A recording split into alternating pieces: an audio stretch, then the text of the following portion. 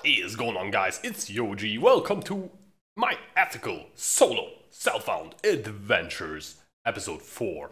In this episode, I will tell you the new plans that I have in my solo Selffound playthrough, or I don't even know, my solo Selffound adventure, I guess. The new plans coming up, new character that I made, plans for what to achieve with this character and what I'm planning to do with the next league, next patch, war for the Atlas coming up, and Abyss League coming up, and all that type of stuff. Because in the last episode, I wasn't really decided yet what to do, because Valpact seemingly will be nerfed. It's not 100% confirmed yet, but GGG have been heavily hinting at that. Jonathan being very subtle with his hints towards Valpact being changed.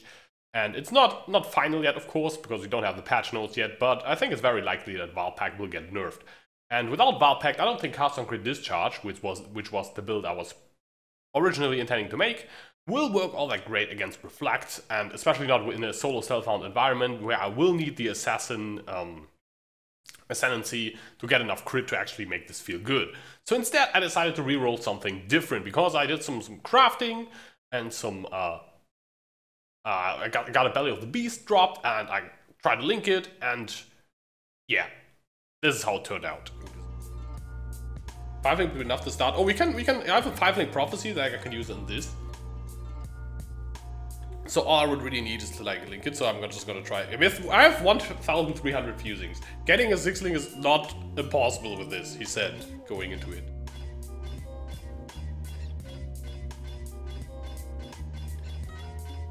That was a 5-link, that's one.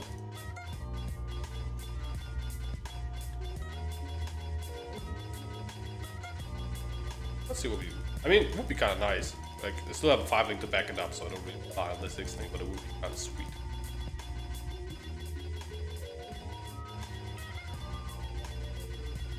And my 6-link RNG is known to be very, very shitty, so I don't think this is a very likely thing to happen. Bless you, Exile. Kuduku! Bless me with a Belly of the 6-link boost. We have to use the fusings a bit.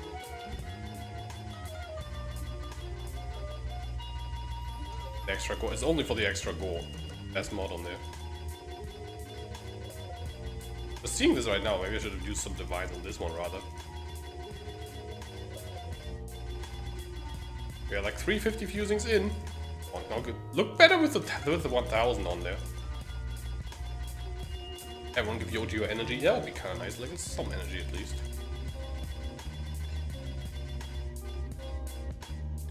What? It happened! Yes! So yeah, as you can see, some pretty damn nice RNG right there. Just 400-ish fusings, which is very, very, very lucky. I got the 6-link Belly of the Beast, and I decided to put that onto a Flicker Strike character, as you can already see in the background, zooming around. And it's a crit Flicker Strike character using the Terminus that I found way, way earlier. That one I did, when I found it, I was not too excited about the idea, but I kind of want to make a Flicker Strike character. I've not really played Flicker Strike before, and always looked kind of fun. So I leveled up a Scion, and I leveled a Thunder. As you can see here, Thunder for leveling, as you know, is absolutely OP in this patch. And the character is currently level 72. And so yeah, let's have a look at the character. So here we are now with my Flicker Strike Scion, the OG crit puke build, because when I made this character I actually didn't know if I could stand playing Flicker, because zooming around the screen is not for everyone. But actually playing it is a lot easier than watching it, so if you get nauseous from playing Flicker or watching Flicker, you might still be able to play it. I think it's really fun to play it, and it's really easy to keep track of what's happening if you're actually the person holding down and pressing the Flicker button. So yeah, what I'm doing is I got a 6-link Belly of the Beast, as you just saw. Currently I'm running just a random setup, a Flicker Strike, Multi-Strike, Melee Splash, and Melee Fizz, I think, and increased critical strikes. I think those 5 are basically mandatory to make this build work, and I got Maim put on there as well. I will do some optimization in Path of Building with this character once it gets to a later level, currently level 72, as you can now actually also see it up here. And I'm using just some random pieces. Yeah, how this build works. Flicker Strike has a cooldown, but you can bypass the cooldown if you expend a Frenzy Charge. So I need to get Frenzy Charges. So I'm running Blood Rage to gain Frenzy Charges on kill. But that would not help against single target, because if I keep hitting a boss over and over, I'm not killing it. So I don't get frenzy. So I'm using Terminus Est. Terminus Est makes it so that I gain a frenzy charge on critical strike. It also has an absurdly high base crit of 8.75, which is really good for a two-handed sword.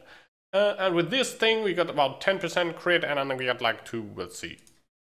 I have 60% crit chance without the Diamond Flask up, so with the Diamond Flask it goes up to about more.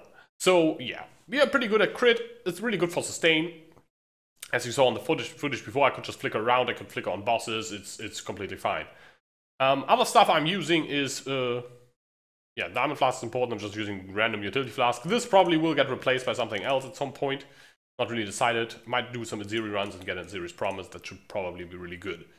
The character is not really moving much, as it's just zooming around, so I equipped a Calm's Roots that I got from the Divination card that gives you a corrupted Calm's Roots, and I actually got Chaos Rats, which is pretty good, and I got a good roll, and I'm really happy about this. This allows me to not roll a Freeze Flask, and not be able to get stunned, but also not evade anything, because it has unwavering stance. So I'm kind of mostly relying on armor items, and not really as much on evasion items. I have this still equipped. I will equip this at some point, to further up my damage, cap my resistances after Kitava. This character is not even done Kitava yet, which I'll be doing once I can equip this, so I can cap my resistances, which are kind of shady at the moment, which is because this belt is garbage.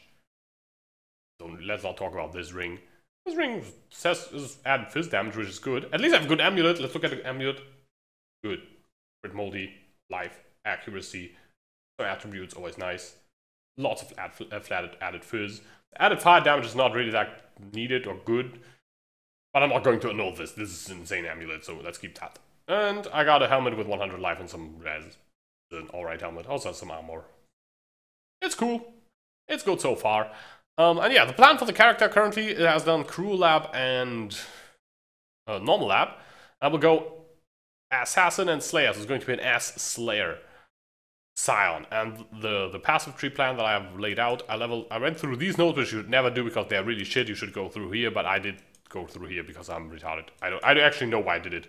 I think the main reason is because this gives you some more nicer early damage, so leveling feels a bit smoother, and I don't want to rely on these resistances to cap my res, because I will eventually unspec 1, 2, 3, 4, 5 points, take Path of the Duelist on the Scion Ascendancy, which will allow me to unspec this and start from the Duelist starting point. So I will basically make a complete Duelist tree and go this. So I will unspec 5 points here to gain, to spec in 2 points here and gain 3 passive points.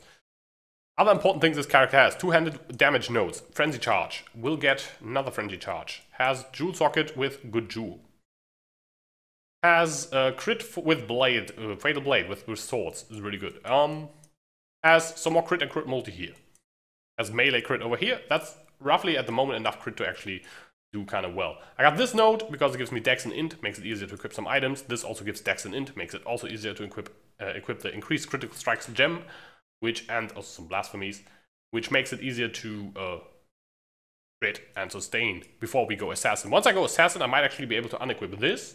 Not sure yet. I will do some Path of Building optimization for that, and I will definitely get rid of this because we get Power Charge when hitting an enemy on full life, so we don't need Assassin's Mark to sustain anymore, and I can replace it, for example, with Arctic Armor.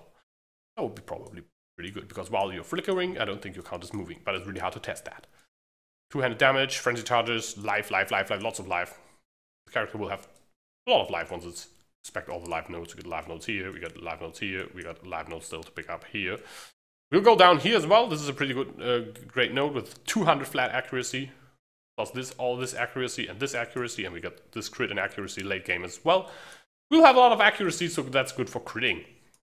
You need Flicker Strike costs a shit ton of mana, 50, so I need 2 mana leech nodes to actually even compensate. Also have this in node right now. Do I even need it? I don't even need it. Easy, just gain the passive point. Good life. Alrighty, so overall I would say this character's coming along pretty nicely. I will do Kitava and Merc Lab, and then we'll see how that goes from there. This is just like to give you an update what I'm currently doing in the SSF environment.